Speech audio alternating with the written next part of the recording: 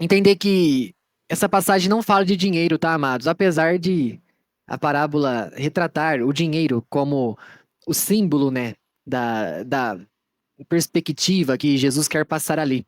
Só para entendermos, né, em questões monetárias, para nós termos ah, um pouco da ideia do quanto o Senhor deixou na mão daqueles servos.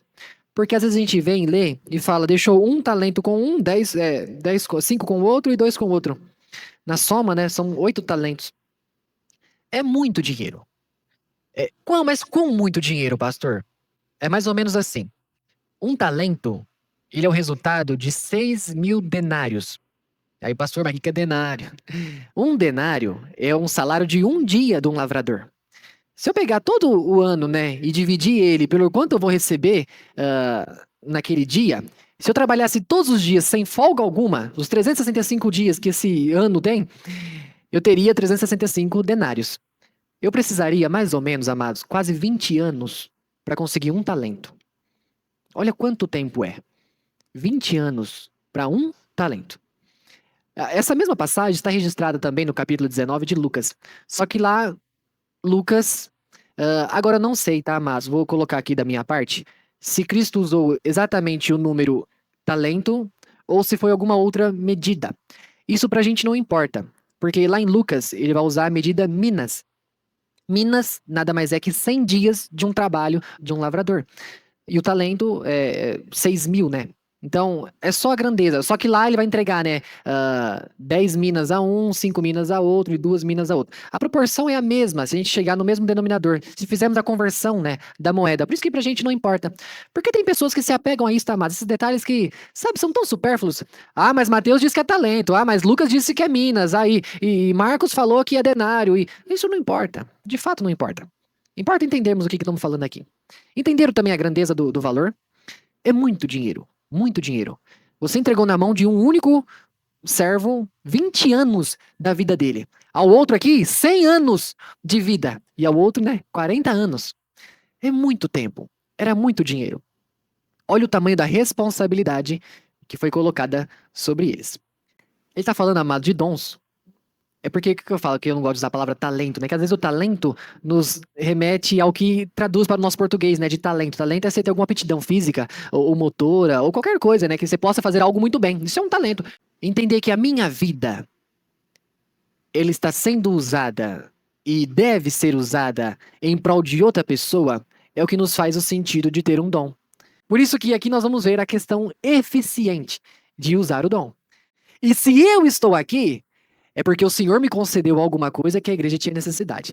E aí ele começa a se encaixar. Ah, mas eu não tenho 3 mãos, eu não tenho 4 pés, eu não tenho 5 braços. Eu tenho a medida exata que um corpo necessita. E nós somos um corpo. Nós somos um em Cristo Jesus. Se falta um, amados, arrancou um membro. Aí nós começamos a ficar sem a aptidão, pelo menos, né, de 100% da capacidade motora de um corpo. Começam a entender isso? Porque Deus é quem opera em vós, tanto o querer como o realizar, segundo a sua boa vontade. Então aqui não há discussão, tá, amados? O Senhor operou em mim, o querer operou em mim a vontade dele. E eu sou grato por isso. Estava conversando com um jovem aqui, semana passada, quarta-feira. O porquê? Eu. Por que você? Por que nós? Porque o Senhor quis. E eu não vou fugir dessa vontade. E aí eu faço outro exercício, depois de eu entender. Não estamos falando de predestinação, não, tá, Mato? Pelo amor de Deus, tá? Porque todos foram eleitos em Cristo Jesus para a salvação. Isso a gente não pode fugir. Mas muitos dos que foram eleitos não serão salvos. Porque não querem ser salvos. A gente encerra o assunto aqui. Nós estamos falando não de qualidade, não de quantidade, mas de fidelidade. Porque aqui, amados, foi dado não na mesma proporção os talentos aos jovens aqui. Mas o Senhor não ia cobrar nada desproporcional. Ia cobrar a fidelidade deles. Vamos voltar no que ele respondeu? Bem está, servo bom e fiel. Não tá falando, ô, certo, você foi muito bom negociador, você foi um cara que, olha, tem uma lábia muito boa, foi lá, granjeou, dobrou o que eu te dei, não sei quanto tempo esse senhor ficou fora. Não está falando disso, amados. Está falando sobre a fidelidade dele ao Senhor. Quando o Senhor me confiou alguma coisa, volto para o dom. Amado, eu tenho que exercer isso com fidelidade a ele. Fidelidade. Porque a igreja há necessidade. Mas não tem nada sobrando e nada faltando no corpo. Entende como nós somos feitos na medida exata? para vivermos juntos? Estava falando disso quarta-feira. O que é importante? Ter conhecimento ou ser amoroso? O que é importante? Eu não ligar para o meu irmão sabendo que tudo que me é lícito eu posso fazer? Ou se compadecer dele, entender a fraqueza dele e cooperarmos para ficarmos fortes? É a diferença. Mais importa a nossa união e a nossa congregação crescendo junta, vivendo junta, amadurecendo junta, sendo avivada junta, do que só um subir ou só um ou outro descer. Isso pra gente não importa. Porque se o corpo todo não cresce perfeitamente na sua proporção correta, alguma coisa acontece. Uma perna cresceu mais que a outra, agora eu vou andar mancando. E se um braço cresce mais do que o outro, eu vou ter algum problema motor também com isso. O corpo cresce perfeitamente. O nosso único intuito aqui é o crescimento do reino. Porque a todos nós foi nos dado uma coisa importantíssima. Segundo a carta de Paulo aos Coríntios, capítulo 5, versos 18. Ora, tudo isto provém de Deus, que nos reconciliou consigo mesmo por meio de Jesus Cristo e nos deu o ministério da reconciliação. Reconciliação. Entendem isso, amados? Todos nós recebemos o ministério que reconcilia o pecador ao Salvador. Porque um dia eu era esse cara. E algum dia outra pessoa que tinha esse ministério da reconciliação foi lá e, opa, você não precisa ficar aqui. Olha aqui como isso aqui é verdade, como isso aqui salva. Então você pode dar um salto para cá. Agora a escolha é sua. Mas a todos nós nos foi dado. Nós só temos que separar uma coisinha, tá, amados? Alguns que foi dado o estar aqui atrás, no sentido de ensinar e exortar, e alguns que vai ser simplesmente estar sentado aí. E da mesma forma, anunciar o evangelho. Não há diferença. Qual que é a diferença, Madi, se pregar um novo nascimento para a criancinha que está lá na salinha, para os jovens que estão lá e para aqui? Não há nenhuma. Porque Cristo não mudou. Ele é o mesmo. A ser anunciado às crianças, aos jovens e aos mais velhos. Não há mudança. Como que eu vou mudar Cristo crucificado para eles? A cruz é a mesma. O prego é o mesmo ainda. A atração no corpo dele foi a mesma, sendo para criança, jovem e adulto. Não vai mudar. Chega um momento, amado, que nós já entendemos completamente sobre o novo nascimento. Isso é o leite, é o básico. Eu entendi que Cristo veio ao mundo me salvar da condenação eterna. Mas eu acho que 99% da população sabe a função de Cristo. Assim, é algo autoexplicativo. É autoexplicativo. Vem o Filho de Deus, vocês podem não crer nisso, mas entender isso, tá bom? É só essa divisão que eu quero fazer.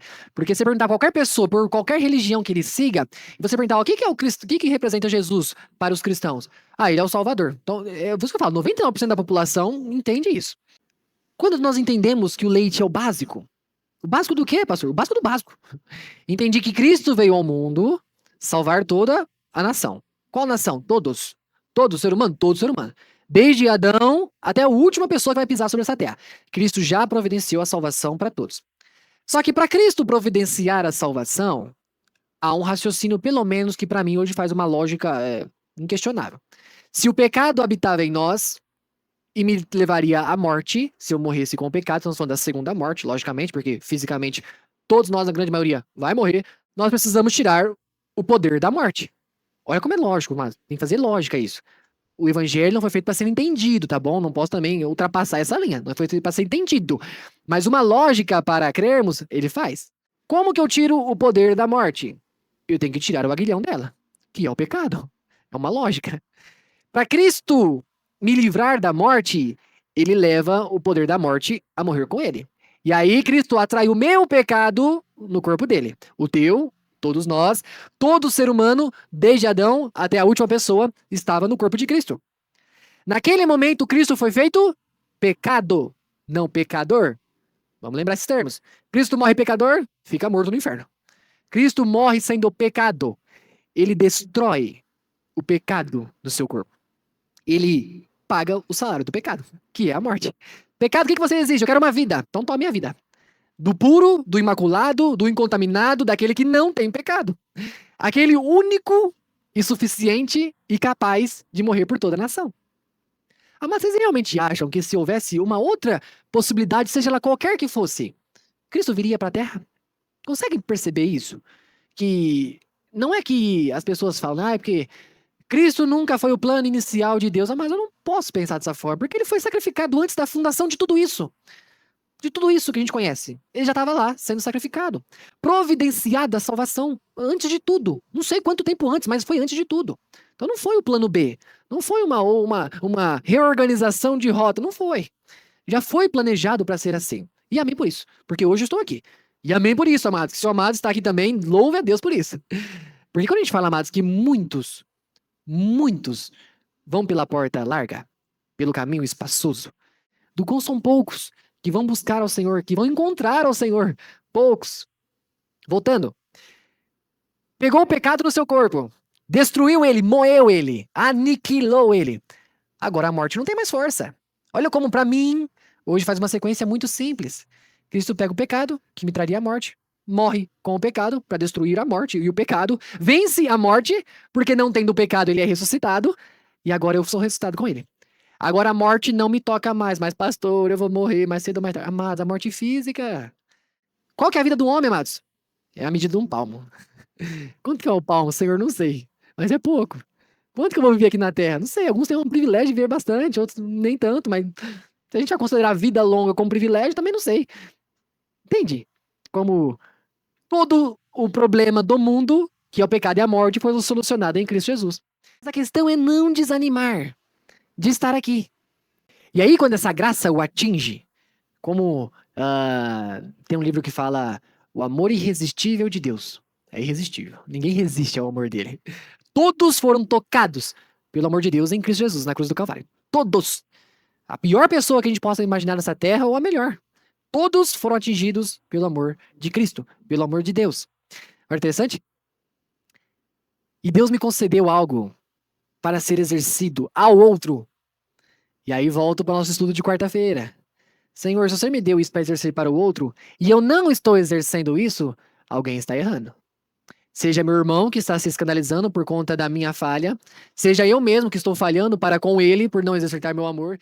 Não sejais de alguma forma tanto negligentes, ignorantes, principalmente sem conhecimento. Que eu não pegue o meu dom e faça igual aquele servo infiel. Cavuca o buraco, enterra o seu dom, tampa ele e espera Cristo voltar. E aí, que o Senhor é Cristo, amados. Quando Cristo volta, você vai lá, desenterra o seu dom. Aqui, Senhor, guardei o meu dom para você. Ô, papai, você não entendeu nada.